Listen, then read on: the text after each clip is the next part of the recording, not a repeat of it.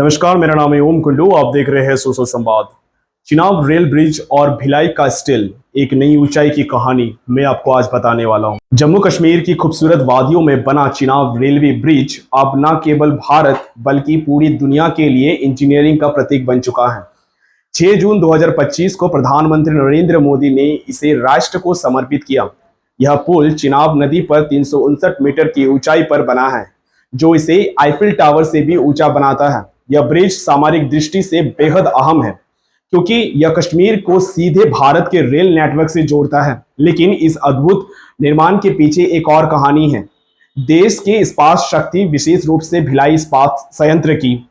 इस ऐतिहासिक पुल को खड़ा करने में Steel Authority of India Limited SAIL के विभिन्न संयंत्रों ने मिलकर 16,000 टन से अधिक स्टील की आपूर्ति की है, जिसमें भिलाई की इस्पात संयंत्र ने सबसे बड़ी भूमिका निभाई है।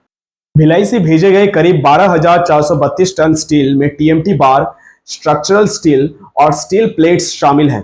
ये वही संयंत्र है जिसने देश को पहली भी भौतिक आधार दिया है। कई पुल, डैम और इमारतों में इसकी छाप है।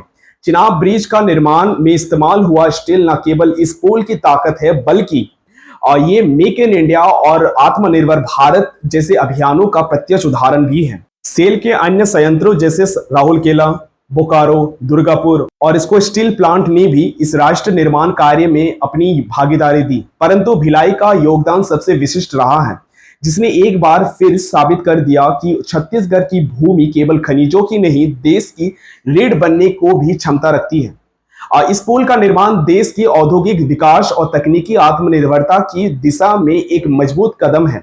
अब निष्कर्ष की बात करें तो चिनाब रेलवे ब्रिज सिर्फ एक पुल नहीं, बल्कि यह भारत की तकनीकी क्षमता, आत्मनिर्भरता और औद्योगिक शक्ति का प्रतीक है।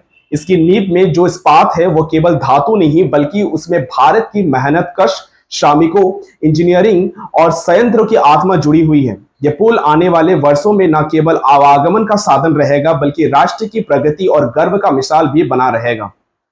धन्यवाद।